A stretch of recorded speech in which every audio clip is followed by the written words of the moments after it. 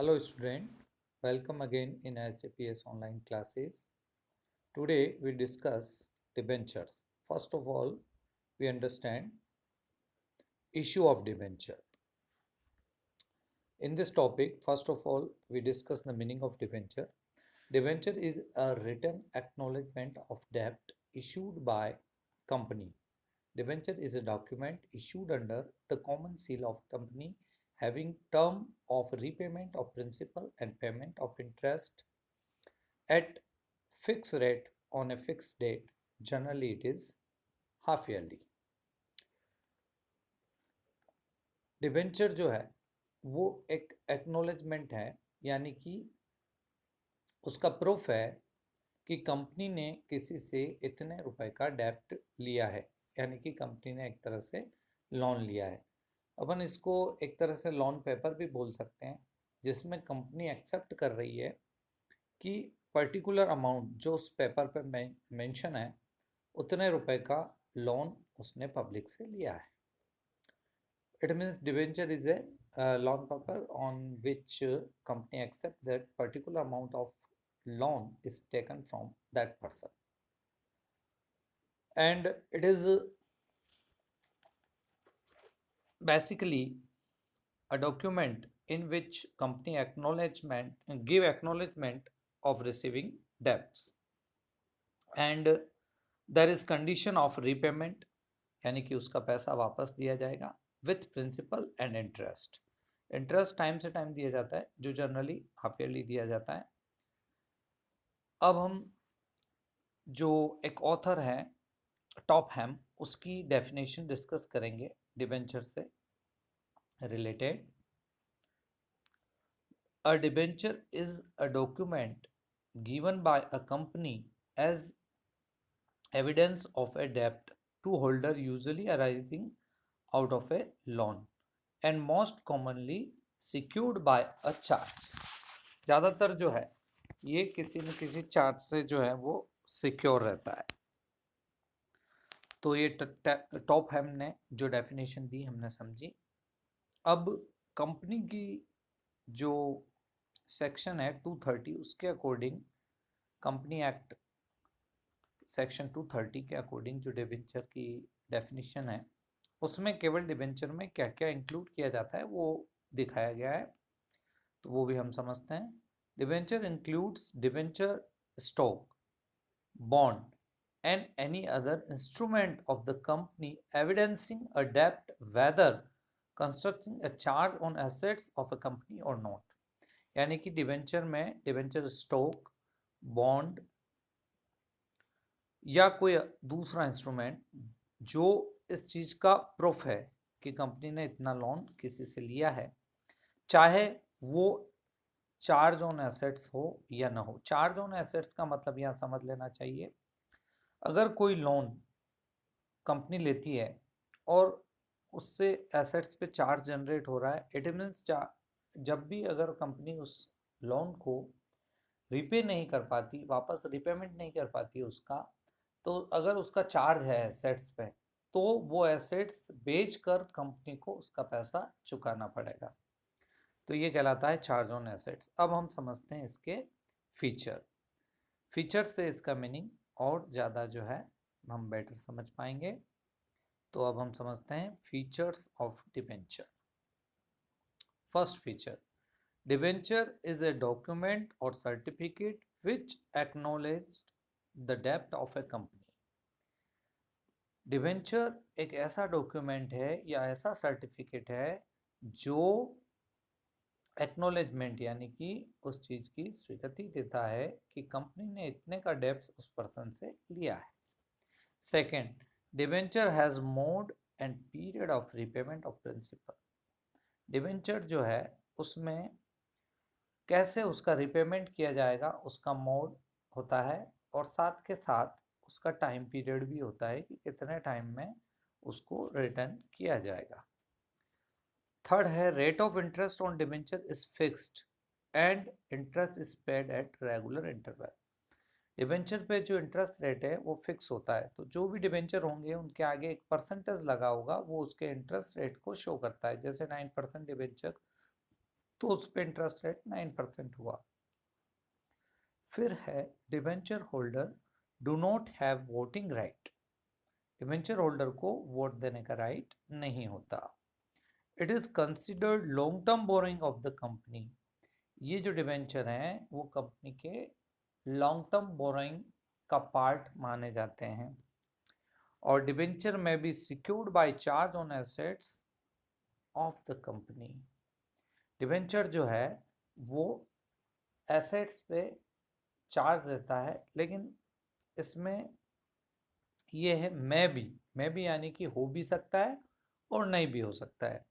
कुछ कुछ डिबेंचर जो होते हैं, आगे हम टाइप डिस्कस करेंगे, उसमें समझेंगे जिनका चार्ज हो भी सकता है और नहीं भी हो सकता है। और चार्ज ऑन एसेट्स हमने अभी समझा ही है। चार्ज ऑन एसेट्स मतलब जो भी लोन अगर एसेट्स पे चार्ज क्रिएट करता है, इट मीन्स एसेट्स को बेचकर कंपनी को उसका रिपेमेंट करना होता है। तो ये समझा हमने मीनिंग ऑफ डिवेंचर और फीचर्स ऑफ डिवेंचर। अब हम डिस्कस करते हैं इसके टाइप या kinds of debenture. Kinds of debenture. A company may issue different kind of debenture on the basis of the characteristics. These can be classified as under: first, on the basis of security. On the basis of security, there are two type of debenture: secured debenture and unsecured debenture. First of all, we discuss secured debenture. The debenture which are secured by fixed or floating charge on the assets of the company are called secured debenture. If the company fail to repay these debenture, the lender can recover his amount by sale of these assets. Secured debenture वो debenture होते हैं जिनमें company की जो assets है उस पर उनका फ्लोटिंग चार्ज या फिक्स चार्ज रहता है, और अगर कंपनी पैसा नहीं चुका पाए ऐसे डिबेंचर का, तो वो डिबेंचर होल्डर कंपनी की एसेट सेल करके अपना पैसा वसूल कर सकता है। अब हम बात करते हैं सेकेंड, अनसिक्योर्ड डिबेंचर की। Unsecured debenture which are not secured by any charge of assets of company called unsecured or naked debenture.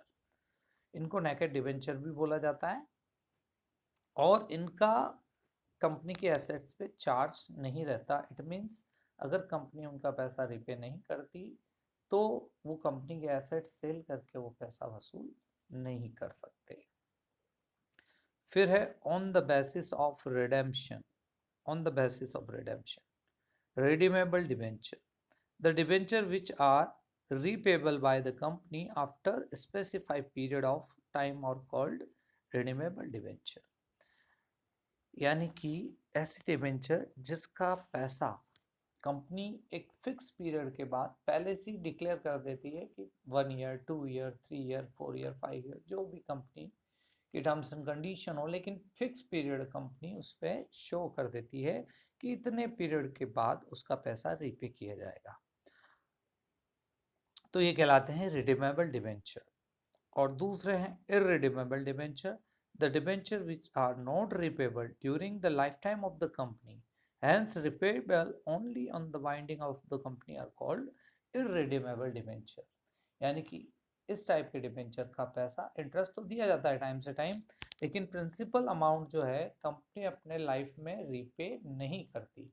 इसका पैसा कंपनी तभी रिटर्न करेगी जब कंपनी बंद होगी, यानी कि कंपनी अगर क्लोज होगी, बंद होगी, तो भी उनका पैसा रिटर्न किया जाएगा। कंपनी के लाइफ टाइम में उसका पैसा रिटर्न नहीं किया जाएगा। इस टाइप के डिबेंचर को बोलते हैं इररिडीमेबल डिबेंचर। अब हम बात करते हैं on the basis of registration. On the basis of registration, debenture can divided into two parts: registered debenture and bearer debenture. First of all, we discuss registered debenture. Registered debenture, the debenture which are registered in the record of the company in the name of its holder. Principal and interest is paid to the registered debenture holder by the company. The transfer of this debenture can be made by transfer deed. Registered debenture ऐसे debenture होते हैं जिसमें debenture holder का नाम company के register में record रहता है और कंपनी उसी नाम वाले को ही इंटरेस्ट पे करेगी, यानी कि इंटरेस्ट का पेमेंट उसी नाम पे होगा जिस पर्सन का नाम उसमें एंटर है, रजिस्टर्ड में एंटर है कंपनी के। ऐसे डिबेंचर रजिस्टर्ड डिबेंचर कहलाते हैं। तो इसमें जो डिबेंचर का ट्रांसफर है वो फ्रीली नहीं हो सकता, बिना डीड के वो ट्रांसफर नहीं कर सकते और उनको नाम ट्रांसफर करवा के वापस कंपनी के रजिस्टर में नए होल्डर का नाम एंटर करवाना पड़ता है। और अगर ऐसा नहीं करते तो जो इंटरेस्ट है उसी को मिलेगा, जो फर्स्ट प्राइमरी जो ओनर है उसी को मिलेगा। तो ये कहलाते हैं रजिस्टर्ड डिबेंचर। अब दूसरे टाइप के डिबेंचर जो हैं इसमें basis of registration, bearer debenture, the debenture which are not registered in the record of the company, company के रजिस्टर में उनका रिकॉर्ड जो है वो मेंशन नहीं रहता और ये फ्रीली ट्रांसफरेबल है, आपस में ट्रांसफर कर सकते हैं। The transfer of this debenture can be made by made delivery, यानी कि एक दूसरे को डिलीवर करते ही वो ट्रांसफर हो जाता है। On the date of interest payment is made to holder who produce the coupon attach to the debenture, यानी कि डिबेंचर के साथ जो कूपन अटैच होता है वो प्रेजेंट करने पे कंपनी उस पर्सन को, जो उसका होल्डर है, उसी को पेमेंट करती है इंटरेस्ट का और इसमें ट्रांसफर के लिए ट्रांसफर डीड की जरूरत नहीं पड़ती। अब हम बात करते हैं on the basis of repayment priority. Debenture can divided into two part, first debenture and second debenture on the basis of repayment priority. First of all, we discuss first debenture. First debenture means the debenture which are repayable first before other debenture are called first debenture. जिनका repayment दूसरे debenture से पहले किया जाता है वो कहलाते हैं first debenture, और second debenture वो कहलाते हैं जिनका repayment first debenture के बाद होता है, वो second debenture कहलाते हैं। फिर है on the basis of interest rate। interest rate के basis पे जो हम डिवाइडेशन कर रहे हैं डिबेंचर का वो भी दो टाइप से हो सकता है। फर्स्ट है स्पेसिफिक रेट डिबेंचर और zero coupon rate debenture. Specific coupon rate debenture वो होते हैं जिसमें इंटरेस्ट रेट फिक्स होता है। The debenture on which rate of interest is fix specify at the time of issue. The interest rate is also called coupon rate. Interest rate को coupon rate भी बोला जाता है डिबेंचर पे। For example 14% debenture, 12% debenture, तो उसमें interest क्या हुआ 14% और 12%। फिर है zero coupon rate debenture, zero coupon bond भी बोलते हैं इनको। This debenture are issued without rate of interest, ये बिना इंटरेस्ट रेट के, यानी कि इसमें इंटरेस्ट रेट नहीं होता है और इसको इंटरेस्ट पे भी नहीं किया जाता, लेकिन इस पर हैवी डिस्काउंट होता है। हैवी डिस्काउंट का मतलब है जब इसको सेल करते हैं तब बहुत ही हैवी डिस्काउंट रेट पे सेल किया जाता है और जब इसका वापस रिपेमेंट किया जाता है तो फुल वैल्यू से किया जाता है। जैसे 100 रुपये का डिबेंचर है, कंपनी उसको 20% डिस्काउंट यानी 80 रुपीज़ में इशू कर देती है और उसका रिपेमेंट 100 करेगी। तो 80 रुपये में उसने लिया और 100 उसको रिपेमेंट मिलेगा, तो ये डिफरेंस जो है 20 रुपीज़ का वही इंटरेस्ट मान लिया जाता है, लेकिन इंटरेस्ट रेट नहीं होती, इसलिए इसको जीरो कूपन रेट डिबेंचर बोलते हैं। The debenture issued without rate of interest to compensate the investor. These debentures are issued at heavy discount and the difference between normal value and issue price of debenture called total interest for the period of debenture. अब है 6 जो है on the basis of conversion. Conversion के basis पे एक तो है convertible debenture. Convertible मतलब उसको दूसरे सिक्योरिटीज में यानी कि शेयर में या अदर सिक्योरिटीज में कन्वर्ट किया जा सकता है, वो कन्वर्टेबल कहलाते हैं। The debenture which can be converted either share or other securities after a specific period are called convertible debenture. If a part of debenture amount is convertible into equity share, it is known as partly convertible debenture.